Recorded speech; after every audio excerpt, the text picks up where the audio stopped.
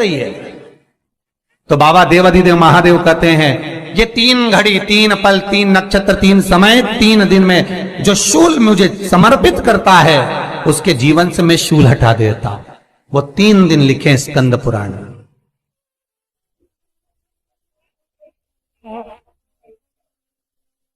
महाराज बैसाख महीने में जो प्रदोष आती है, बैसाख के महीने में बहुत ध्यान से सुनना भाई, जो अपनी जिंदगी से बहुत तंग आ गए हो, परेशान हो गए हो, कष्टमय जीवन जी रहे हो, बहुत दुखी हो गए हो, उनके लिए ये स्कंद पुराण का चरित्र फिर मिले ना मिले आप प्रेम से सुन लो भाव से। पहला, बैसाख महीने की प्रदोष, चाहे वो शनिचरी प्रदोष हो, चाहे रविवार की हो, सोमवार की हो, मंगल की हो, बुधवार की हो, गुरुवार की हो, शुक्रवार की हो, शनिवार की हो, कोई भी वार की हो, पर बैसाख महीने की प्रदोष, प्रदोष काल में शाम का समय सूर्य डूब रहा हो, बस डूबा ही हो, और उस समय पर सूर्य के डूबन के तुरंत बाद बाबा को धतूरे के साथ में बेलपत्री ना चढ़ाते हुए बेलपत्री के वृक्ष के 7 कांटे बाबा के शिवलिंग पर समर्पित करे जाते हैं महाराज, अपनी जिंदगी में अड़चनों को हटाने के लिए। फिर आप जिस व्यापार में उतरे, जिस व्यवसाय में उतरे, जिस नौकरी में उतरे, आप दिल से करें, आपको तरक्की मिलेगी। आप हार नहीं सकते, नीचे नहीं आ सकते, उन्नति पर ही चढ़ेंगे। एक वैशाख मास की प्रदोष, दूसरा शिवरात्रि के दिन मध्याह्न का समय। महाराज जो बड़ी शिवरात्रि होती है माघ की, बड़ी शिवरात्रि के अंतर्गत मध्याह्न का समय, दोपहर के ठीक 12 बजे, चाहे फिर वो कोई भी दिन हो महाराज, शिवरात्रि जिस दिन पड़ रही हो,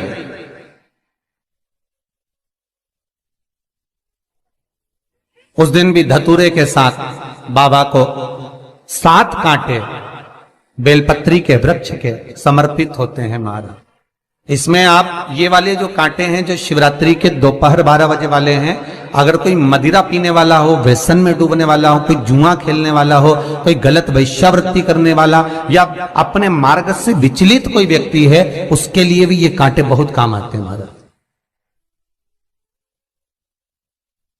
दूसरा, पार्वती तेरे द्वारा तेरे नयन अश्रु से जो प्रगटा हुआ बेल का वृक्ष है,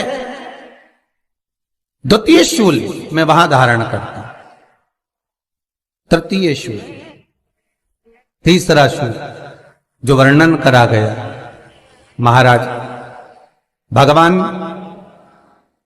श्रावण के महीने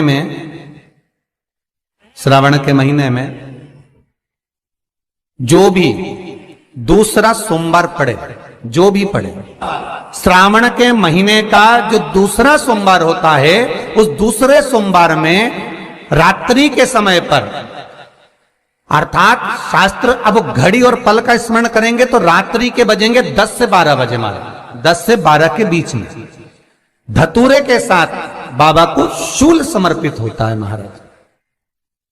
ये भी हमारी बाधाओं को, हमारी तकलीफों को, व्यापार व्यवसाय के लिए, नौकरी सर्विस के लिए, बहुत सारे एग्जाम में आप बैठ लिए, गवर्नमेंट एग्जाम के लिए बैठ लिए, नहीं हो रहा, ये 3 बार मेरे शंकर को बेलपत्री के वृक्ष के शूल समर्पित होते हैं, उसका आनंद पाना और उससे अपने को सुख प्राप्त करना।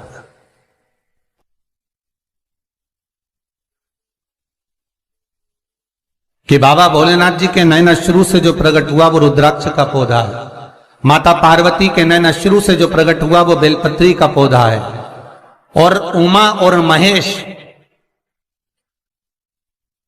जिस महेश के वंशज हैं महेश्वरी, जिनकी 12 खाम प्रगटी है भगवान महेश के द्वारा,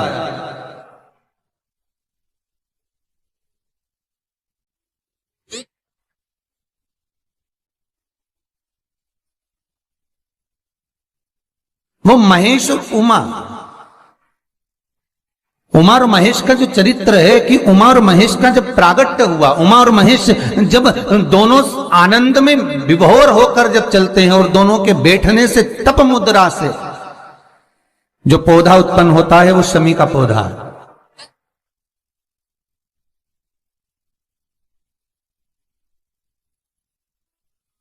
शमी का पौधा।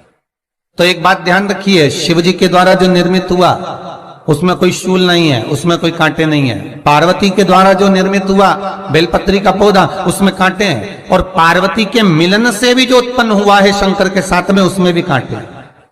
शमी के पौधे में भी कांटे, शमी के वृक्ष में भी कांटे।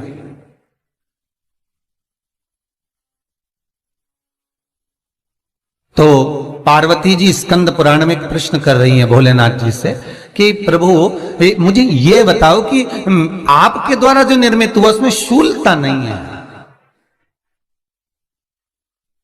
पर मेरे द्वारा जो निर्मित हुआ उसमें शूल क्यों आया है, उसमें कांटा क्यों आया है? थोड़ा सा माताओं, मेरी जीजियों, आपको थोड़ा बुरा तो लगेगा इस प्रसंग को सुनकर, पर लग जाए, पर आज कथा निकली है तो सुन लो है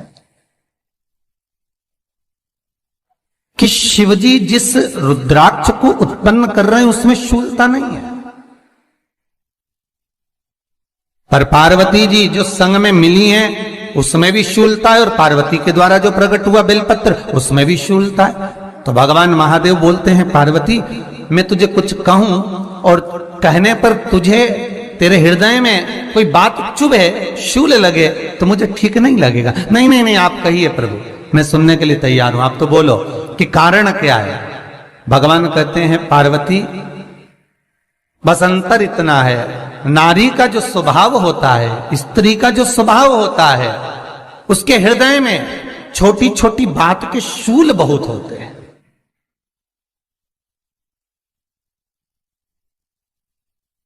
जेठानी ने ये कह दिया, देवरानी ने ये कह दिया, तुम्हारी मम्मी ये बोल दी, तुम्हारे पापा ने ये कह दिया, तुम्हारी बहनों ने ये कह दिया, तुम्हारे भाई ने ये कह दिया, तुम्हारे रिश्तेदार ने ये बोल दिया। ये नारी के भीतर ये शूलता रहती है।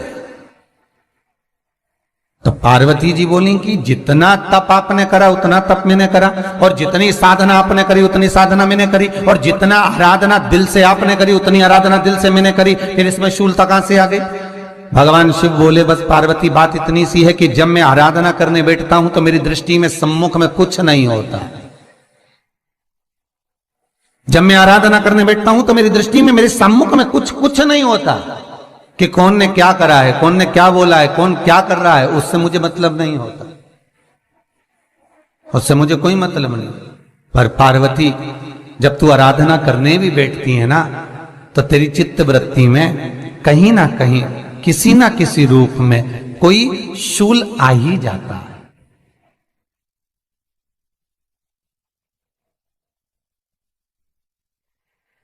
कई माताओं की आदत देखी साहब, भगवान की सेवा करने बैठी है तो भी भीतर थोड़ा सा शूलता भरी हुई है। महाराज बताओ, इतने सारे भगवान इकट्ठे कर लिए, मैंने बोला था बहू से कि वहां रख लेती है, बताओ इतने सारे यहां पर लाकर रख दिए हैं, अब इसकी सेवा करना पड़ रही है, अब ये करना पड़ रहा है। प्रसाद लेने के लिए रसोई घर में गई, भगवान का भोग लगाने के लिए, तो उसमें भी शूलता आ गई। इतने घंटों से मैं सामान ढूंढ रही, फ्रिज में मिल ही नहीं रहा, मैंने रख के गई थी, भगवान जाने कहां चले गए। भगवानों को वस्त्र पहना रही है तो शूलता है। अलमारी का ड्रॉज खोला, इसमें मैंने सामान रखा था, ना जाने भगवान का श्रृंगार कहां चले गया, कौन ने हाथ लगाया, फिर शूलता आ गई। भोजन करने बैठे तो शूलता है, कोई कार्य के लिए जा रहे हो तो शूलता है। अर्थात कहीं ना कहीं नारी के जीवन में शूलता बनी हुई है। और पार्वती जब तुम भजन करो, तप करो, साधना करो, भक्ति करो, उसमें शूलता नहीं होना चाहिए।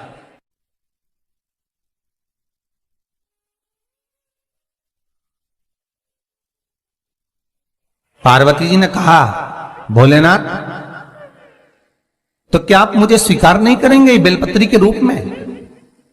क्या मुझे स्वीकार नहीं करेंगे शमी पत्र के रूप में? पद्म पुराण, स्कंद पुराण, लिंग पुराण, नर्मदा पुराण और शिव महापुराण, ये सारी पुराणे वर्णन करती है। पार्वती जी का खंड आनंद वर्षित कर रहा है, वर्णन कर रहा है। पार्वती खंड वर्णन कर रहा है, सती खंड वर्णन कर रहा है, उमा संहिता वर्णन कर रही है। क्या आप मेरा ये बेलपत्र का स्वरूप आप धारण नहीं करेंगे? इसमें शूलता है, इसलिए भगवान कहते हैं नहीं नहीं, धारण तो करूंगा पर शूल धारण नहीं करूंगा। मैं शूल धारण नहीं करूंगा, मतलब बेलपत्री में जो कांटे लगे रहते हैं बेलपत्री की, उस डाली के अंदर जो कांटे शूल रहते हैं, भगवान शिव वो धारण नहीं करते। आप उस बेलपत्री को आप बड़े प्रेम से आनंद से पत्ते को निकाल लीजिए, तोड़ लीजिए, उतार लीजिए और फिर भगवान को वो प्रेम से समर्पित करो तो भगवान स्वीकार करना। पर भोलेनाथ